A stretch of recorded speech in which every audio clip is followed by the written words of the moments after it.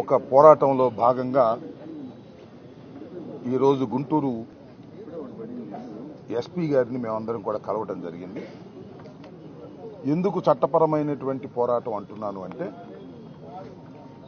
Social మీడియాకు సంబంధించి నూతనంగా ఏర్పడినటువంటి కూటమి ప్రభుత్వం చంద్రబాబు నాయుడు గారి పాలనలో వైఎస్ఆర్ కాంగ్రెస్ పార్టీకి సంబంధించిన తెలుగుదేశానికి వ్యతిరేకంగా ఉన్నటువంటి సోషల్ మీడియాకు సంబంధించిన కార్యకర్తలు అసభ్యకరమైన పోస్టులు పెట్టారని, వ్యంగ్యమైనటువంటి పోస్టులు పెట్టారని పెద్ద ఎత్తున రాష్ట్రంలో అరెస్టులు జరుగుతూ ఉన్నాయి. అరెస్టులు జరగటమే కాకుండా రిమాండ్లోకి పంపించి 111 అనేటువంటి ఐటీ యాక్ట్కి సంబంధించినటువంటి ఒక సెక్షన్ వేసి ఎక్కువ కాలం జైల్లో ఉండే విధంగా నిర్బంధం చేసినటువంటి కార్యక్రమం ఒక ఆర్గనైజ్డ్గా ఈ ప్రభుత్వంలో ఉన్నటువంటి పోలీసు యంత్రాంగం చేస్తున్నది. దాన్ని దృష్టిలో పెట్టుకొని తప్పు ఎవరు చేసినా తప్పేననేటువంటి ఉద్దేశంతో చంద్రబాబు నాయుడు గారు కూడా బయట చాలా నీతి వాక్యాలు చెప్పారు. వైఎస్ఆర్ కాంగ్రెస్ పార్టీ వారే కాదు, తెలుగుదేశం పార్టీ వారైనా సరే అసభ్యకరమైన, వ్యంగ్యమైన, చట్ట వ్యతిరేకమైన పోస్టులు పెడితే వాళ్ళని కూడా అరెస్ట్ చేస్తామని చెప్పారు.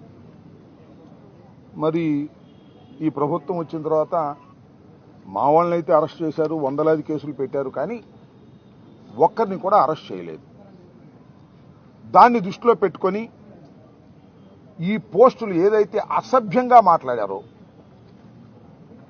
ఏదైతే అసభ్యంగా ట్వీట్లు చేశారో అవన్నీ ఆధారాలతో కన్సర్న్ పోలీస్ స్టేషన్స్లో మేము కంప్లైంట్ ఇవ్వడం జరిగింది. 17, 18, 19 తారీఖుల్లో. నేనైతే 19వ తారీఖున స్వయంగా నేను వెళ్లి 5 కంప్లైంట్లు ఇవ్వడం జరిగింది. అలాగే మా నాయకులు, వివిధ నాయకులు, కార్పొరేటర్లు తమ తమ పరిధిలో ఉన్నటువంటి పోలీస్ స్టేషన్స్లో కంప్లైంట్ ఇవ్వడం జరిగింది. ఈ రోజు వరకు ఏ విధమైన యాక్షన్ తీసుకున్నారో మాకు తెలియదు. నిన్నగాక మొన్న నేను సుమారుగా ఏ పోలీస్ స్టేషన్లో అయితే మా వారు కంప్లైంట్ ఇచ్చారో అన్ని పోలీస్ స్టేషన్లకి స్వయంగా వెళ్లేటటువంటి ప్రయత్నం చేశా. ఒక పోలీస్ స్టేషన్ మీద ఏ పోలీస్ స్టేషన్లో కూడా సరైనటువంటి సమాధానాన్ని నాకు రాబట్టుకోలేకపోయాను.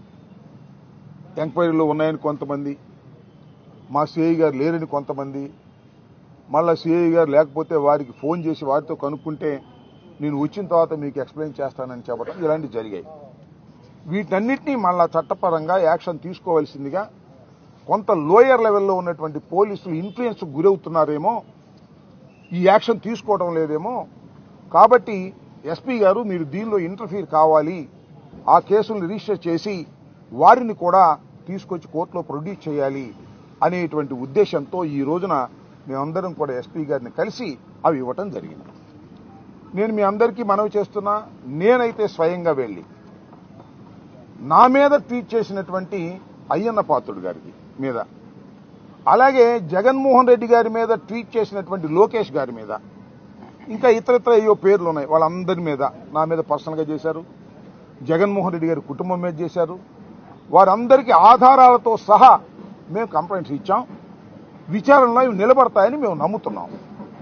మరి మా సోషల్ మీడియా కార్యకర్తల మీద అరెస్టులు చేసినప్పుడు వారి మీద కూడా మీరు ఎందుకు యాక్షన్ తీసుకోరు అనేది మా ప్రశ్న. ఇక్కడ మీరు అలా యాక్షన్ తీసుకోలేదు అంటే చట్టం తన పని తాను చేసుకోకుండా మధ్యలో మీరు గొంతు పిసుకుతున్నారని అర్థం.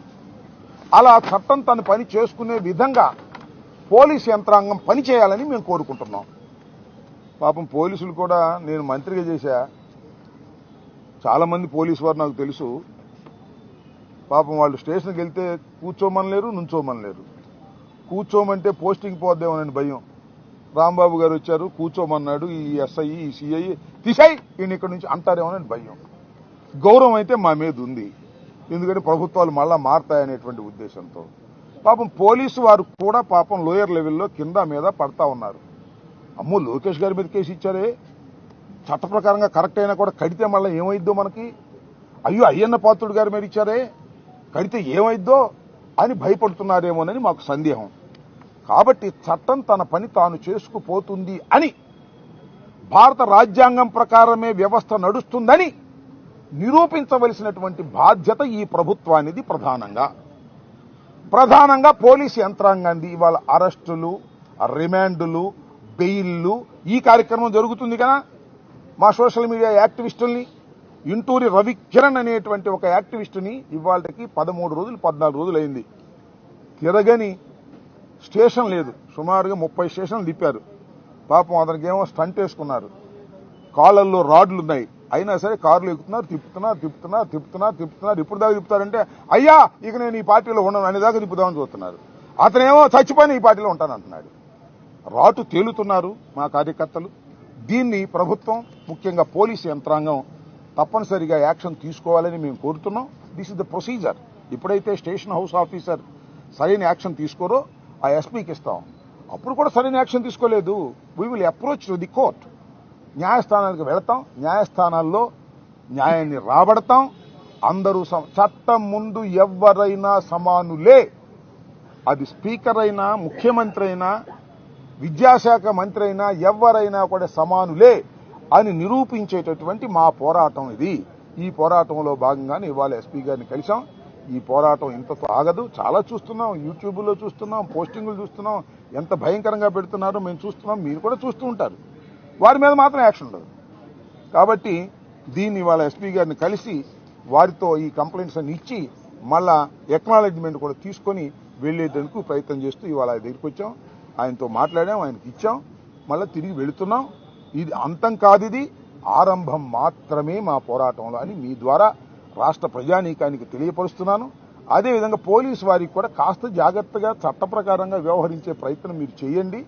మీ పోస్టింగ్లు ఉన్నా లేకపోయినా కాస్త ఆ రకంగా చేస్తే బాగుంటుందని ఒక ఉచిత సలహా ఇస్తున్నాం. మీకుండే ఇబ్బందులు మీకున్నా, నేను కాదని అనలేను. కానీ చట్టం ఎప్పుడు చూస్తూనే ఉంటుంది. చట్టాన్ని తప్పారా వేటు పడుతుంది, ట్రాన్స్ఫర్ కాదు అసలుకే వేటు పడుతుంది. దీన్ని జాగ్రత్తగా ఆలోచించుకోవాలి. మనం చేస్తున్నా మరి ఏమండి జమినీ ఎన్నికలు వస్తాయంటున్నారు, అవి కూడా గుర్తుపెట్టుకోమని కూడా మనం చేస్తున్నా. ఆ జమినీ ఎన్నికలు వచ్చినా కానీ మావి మాత్రం 29 జరుగుతాయి అంటున్నారు ముఖ్యమంత్రి గారు. మరి అదేంటో నాకు అర్థం కాదు. స్పెషల్గా ఏమైనా జరిగిద్దేమో అంటే ఇప్పుడు తొందరగా వచ్చేస్తే మాటనరేమో పోలీసులు అనేటువంటి భయంతో ఉన్నట్టున్నారు. ఏది ఏమైనా చట్ట ప్రకారం వ్యవహరించాలని మిమ్మల్ని అంటే పోలీసు యంత్రాంగాన్ని కోరుతున్నాను. ప్రజలు ఈ పోరాటానికి మద్దతు ఇవ్వాలని కూడా ఈ సందర్భంగా నేను కోరుతున్నాను.